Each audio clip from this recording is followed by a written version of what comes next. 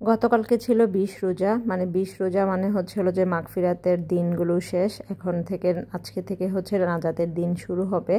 তো দেখতে দেখতে রোজারও প্রায় কিন্তু শেষের পর্যায়ে এসে আমরা দাঁড়িয়েছি। আর গতকালকে যেহেতু শুক্রবার দিন ছিল, আর শুক্রবার দিন মানে হচ্ছে হলো যে আমার এই রোজার দিনে অনেকটা বেলা করে ঘুম থেকে উঠা। আর অনেকটা বেলা বলতে 11টার দিকে অলমোস্ট আমি ঘুম থেকে উঠে গেলাম। তো ঘুম থেকে উঠেই দেখলাম যে খালাও চলে আসলো। তো খালাকে সাথে করে নিয়ে ফার্স্টে হচ্ছে আমি ঘরদোরগুলো একটু ভালো মতো ক্লিন করে নিব।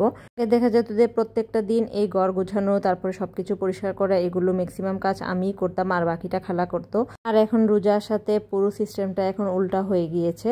এখন দেখা যায় যে সপ্তাহের বাকি দিনগুলোতে খালাকেই সবকিছু আসলে সব ক্লিনিং সবকিছু পরিষ্কার পরিচ্ছন্ন করতে হয়। তো শুক্রবার দিন আমি একটু ভালো মতো সুন্দরভাবে সবকিছু প্রপার ক্লিন করার ট্রাই করি। তো আজকে অবশ্যই একটু তাড়াহুড়াও ছিল। তাড়াহুড়া কেন ছিল বলছি একটু পরে। তো হাতের সমস্ত কাজকর্মগুলো মানে গুছগাছগুলো সেরে খালাকে কাটাকুটির দায়িত্ব দিয়ে দেন আমি হচ্ছে রেডি হয়ে গেলাম। শুক্রবার দিন দুপুরবেলাটা দেখা যায় যে একটু ফাঁকা থাকে, আর সবাই এই সময়টা আসলে বের হয় না। এই সময় করে আসলে আমি বের হয়েছিলাম, কিন্তু মার্কেটে বলতে আমি টোকিও স্কয়ারের অবস্থা দেখে আর আমি ওইদিকে মুভই করি না, মানে এমন অবস্থা নামাজের টাইমে পর্যন্ত। আমি হচ্ছে ওইদিকে শপিং মলে না গিয়ে চলে যাচ্ছি এখন অন্য আরেকটা শপে। তো আমি মোহাম্মদপুরে থাকি, আর মোহাম্মদপুর নবোদয় হাউজিং আমার প্রায় বাসার কাছাকাছি। তাই আমি চলে গেলাম দেশীয়র অ্যাড্রেসে। আর দেশীয়র কালেকশন, দেশীয় সব কিছু তো আমরা মোটামুটি সবাই জানি, মোটামুটি খুব ভালো এবং রিজনেবল প্রাইসের মধ্যে ওদের কালেকশনগুলো বেশ ভালোই লাগে। তো আমি হচ্ছে ওদের একদম অ্যাড্রেসে চলে গেলাম, গিয়ে হচ্ছে আমি অনেক রকমের শাড়ি দেখলাম। তো এখান থেকে অবশ্য আমি একটা শাড়ি পিক করেছি। তো কোন শাড়িটা পিক করেছি সেটা অবশ্য এখন আমি দেখাবো না, আমি পরে ডিটেলস এটা নিয়ে আলোচনা করব। আর এটা তো হচ্ছে এবার ওদের ফাল্গুনের মোস্ট হাইপ একটা শাড়ি ছিল। এই শাড়িটা সামনাসামনি দেখতে কিন্তু আরও অনেক বেশি সুন্দর। আর এটা নাকি একবার ওদের ফাল্গুনের মোস্ট সেলিং একটা শাড়ি ছিল। সেও থেকে শাড়িটারি দেখে টেকে দেন হচ্ছে এখন আমি বাসার পথে রওনা দিয়ে দিলাম। যেহেতু আমার বাসা একদমই কাছে, আগেই বলেছি, সো আমার আসতে অতটা দেরি হয় নাই, মাত্র 10 মিনিটসের মতো সময় লেগেছে।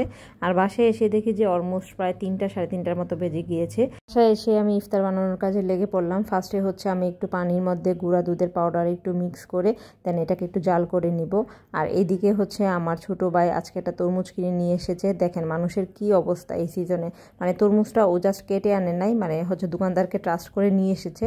আর দেখেন ভিতরে একদমই ফাঁপা, মানে কি একটা অবস্থা। এখন অবশ্য তরমুজ নিয়ে মানে ফেসবুকে এত পরিমাণ ভাইরাল কথাবার্তা, ভাইরাল সব ভিডিও বের হয়, আর অথচ দেখেন এই তরমুজেরই কি অবস্থা। আমাদের দেশে রোজার মাসই বললেন আর অন্য যে কোনো মাসই বলেন, কেন জানি ব্যবসায়ীরা মানে হচ্ছিল যে সৎভাবে ব্যবসা করতেই পারে না। কোনো একটা জিনিস আপনি না জেনে না দেখে আনলে সেটার মধ্যে ভেজাল দিবেই 100%। তো যাই হোক, আমি একটা ছোট্ট আমজনতা, আমার প্রতিবাদে তো আর এই দেশের মানে চিরাচরিত সিস্টেম তো আর চেঞ্জ হয়ে যাবে না।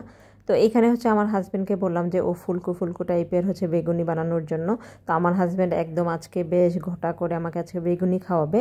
তো এই জন্য প্রথমে ও বেটারটা ভালো মতো হচ্ছে হলো যে সুন্দর করে মিশিয়ে নিল বেসনের।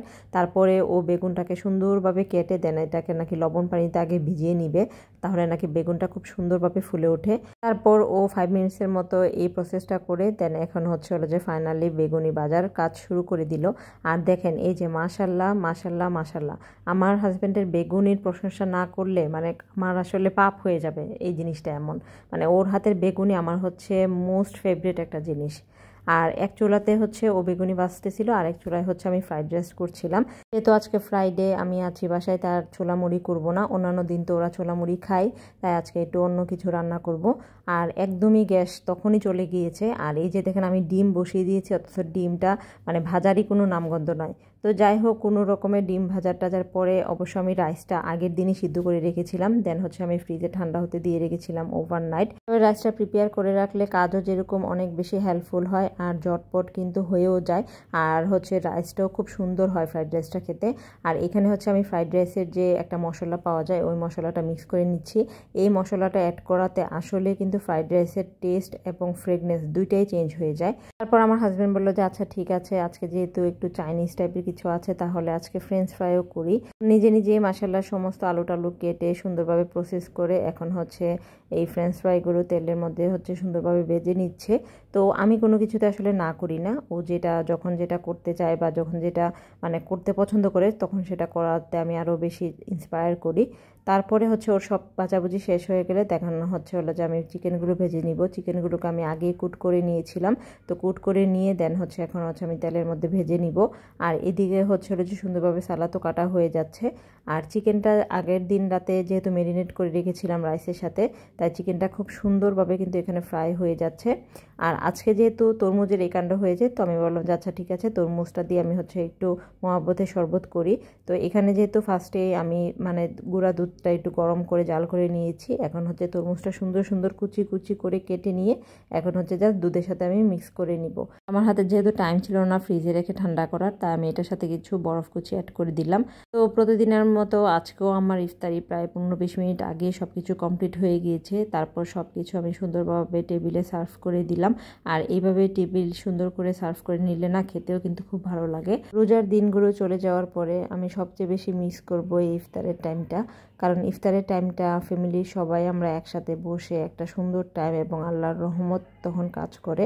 আপনারা সবাই কোন টাইমটা রোজার মধ্যে সবচেয়ে বেশি মিস করবেন?